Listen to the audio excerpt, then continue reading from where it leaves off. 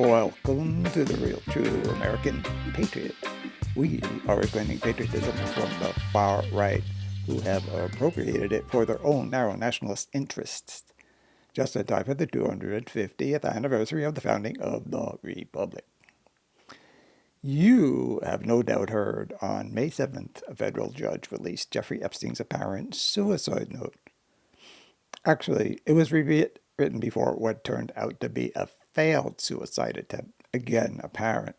In other words, it was a dry run for his successful, apparent, again that word, suicide on July 19th, in July 2019, in his cell at Metropolitan Correctional Center in Manhattan. The note seems real, especially when you compare it to a previous note Epstein had written. In this image, you can see the earlier note on the left, the later note on the right. Epstein's then cellmate, Nicholas Tartaglione, claimed to have been asleep at the time, and when he awoke, discovered Epstein unresponsive with a strip of cloth wrapped around his neck. Despite once strangling someone to death, Tartaglione wasn't suspected, even though Epstein, after he recovered, pointed the finger at him. Though Tartaglione was soon cleared, assuming it really was a suicide attempt. Perhaps Epstein feared having the stigma of suicide attached to him as long as he was still alive. Soon after, Tartaglione discovered the actual suicide note inserted into the pages of a graphic novel. It has been speculated that Tartaglione might have held on to the note just to make sure that upon further consideration, charges were not filed against him. Like it matters when he is serving 4 life sentences for killing 4 people. Right now, he is appealing that, and failing that, hopes Trump will pardon him. Hey, with this administration, you never know. Regarding Epstein's actual death and whether it might have been murder, not by Tartaglione, who was no longer his roommate by then, I personally am not a person who believes anything. I'm more like a, that sounds plausible to me, but no skin off my back if it isn't true kind of guy. During the course of his alleged hanging death, Epstein sustained multiple breaks to his neck bones, including the hyoid bone, which we all know and love from crime books and dramas. It's the one that is broken when someone is strangled. To explain the fractured hyoid bone, in the autopsy findings it was speculated that Epstein might have thrown himself off the cell's top bunk to put more force into his hanging attempt, which would explain the damage he suffered. But Michael Baden, the famed forensic pathologist hired by the Epstein estate, observed the autopsy and said that the variety of injuries, including to the hyoid bone, points to homicide rather than suicide. One argument against suicide is that Epstein had access to the best lawyers, which should have given him hope for his upcoming trial. On the other hand, little known fact, individuals awaiting trial, Epstein had been in prison for 36 days, are considerably more likely to commit suicide than those already sentenced. I guess the shock of the way their life has changed. But let's back up a minute. Why was Nicholas Tartaglione, the police officer turned drug dealer who, with 2 associates, as I mentioned, murdered 4 people in upstate New York, assigned to Epstein's cell, or vice versa? To begin with, Epstein and Tartaglione were considered high-profile inmates and thus isolated in the so-called special housing unit. As an accused short eyes, as inmates used to call pedophiles, as you may know from TV shows. Now, chomo is apparently more common. Epstein presumably had to be protected. As for Tartaglione, since he had killed Latinos, there may have been concerns that one of their gang members would shank him if he was in the general population. But is it customary to house a monstrous killer, an absolute animal, with a non-violent offender? Wait a minute. Epstein was violent, but not to the same extent as Tartaglione. I can't help but think that prison officials placed Tartaglione with Epstein to see what would happen. The video from their cell was probably must-see viewing to them. Epstein was likely subject to a steady diet of bullying on Tartaglione's part. I can just imagine Epstein writing, "Dear Diary, today Nicholas squeezed my skull until I thought it would pop." We all know that bullying is a major cause of suicide, especially among the young. Prisoners, too, are reduced to a childlike state, dependent and unable to exert much control over their lives. For those who remain in the suicide camp, Epstein might not have done so if the prison hadn't paired him with Tartaglione, whether out of negligence or with malice aforethought. Further evidence that Epstein felt in harm's way was money he deposited into the commissary accounts of inmates, who he must have encountered on the occasions when he was out of his cell, to keep them from picking on him. Pivoting to Tartaglione again, who was this guy? For me, the story of his backstory begins with my high school. In 1964, our family moved to Briarcliff Manor, New York, a bucolic suburb, bedroom community to Manhattan. Any of those cliches applies. Zilch crime, except for white collar, probably exponentially more today, even though the population has only risen about 1,000 above the 6,500 in 1968.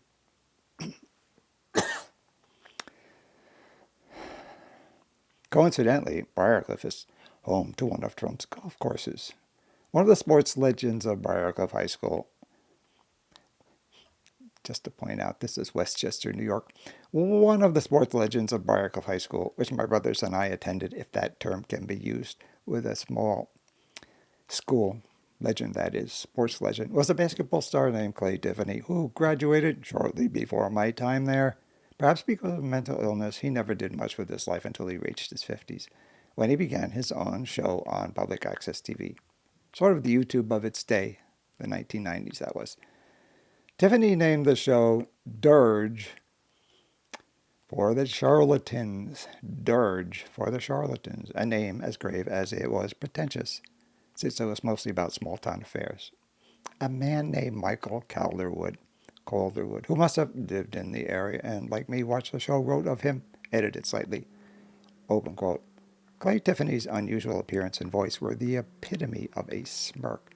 Standing tall, his blazing red afro, permanently scowling face, and wardrobe that always looked cold from the rack labeled 1950s muckraking reporter at the local community theater wardrobe closet. He was awesome," close quote. But, like some investigative journalists, he was as much horsefly as a gadfly. In other words, with some personal axe to grind, he strayed way outside the bounds of decency for even an investigative reporter. I only met Tiffany once. When no longer living in Briarcliff, I ran into him in the neighboring village of Sleepy Hollow, introduced myself as an alumna, and told him I was a fan of his show. He seemed familiar with my last name. One of my brothers and I were athletes at old BHS, too. Not that I had any, but he was always on the lookout for scoops.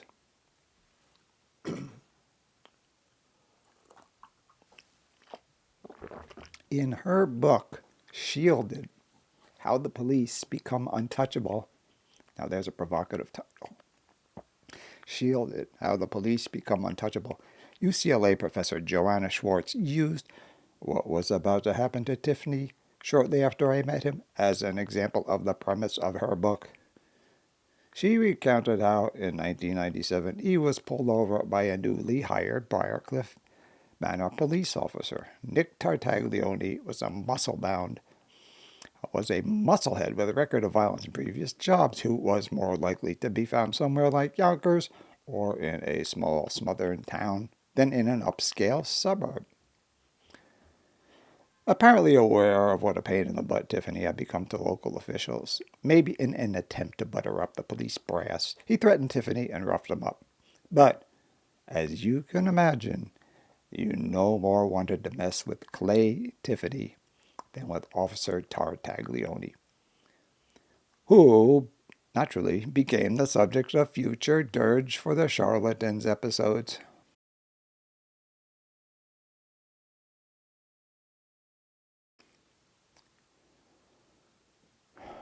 You can guess what happened next. Over the next couple of years, Tartaglione assaulted Tiffany 3 more times, each worse than the one before.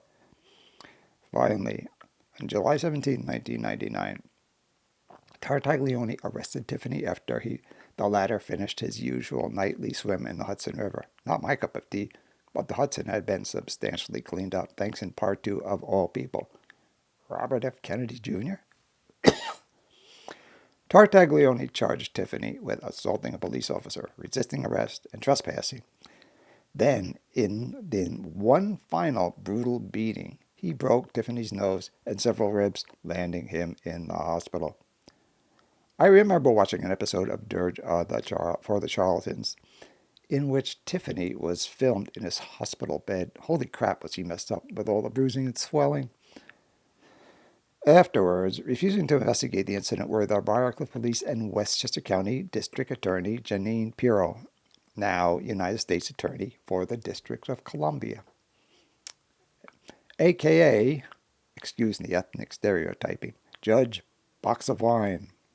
Thanks to Tim Miller of the Bulwark for that one.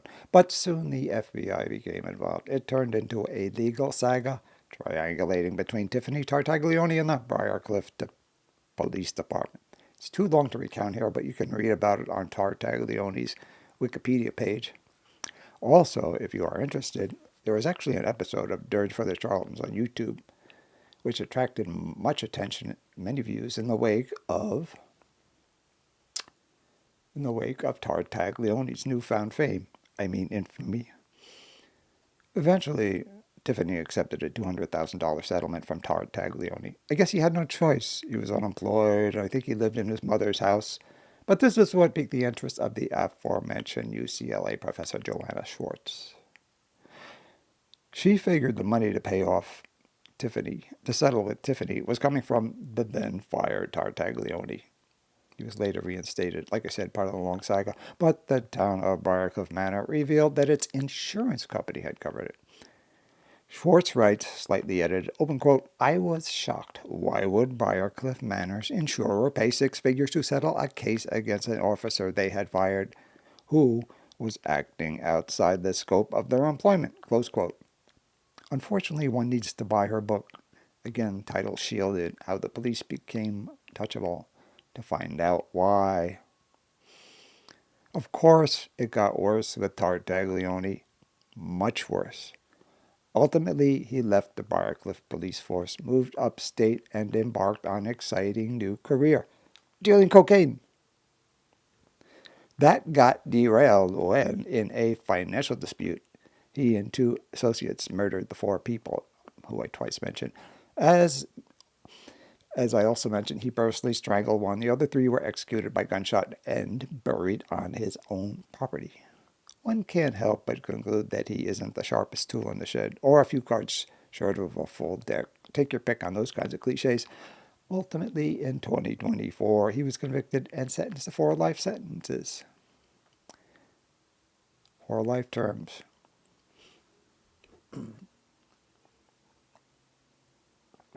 Before wrapping this up, I just wanted to interject this.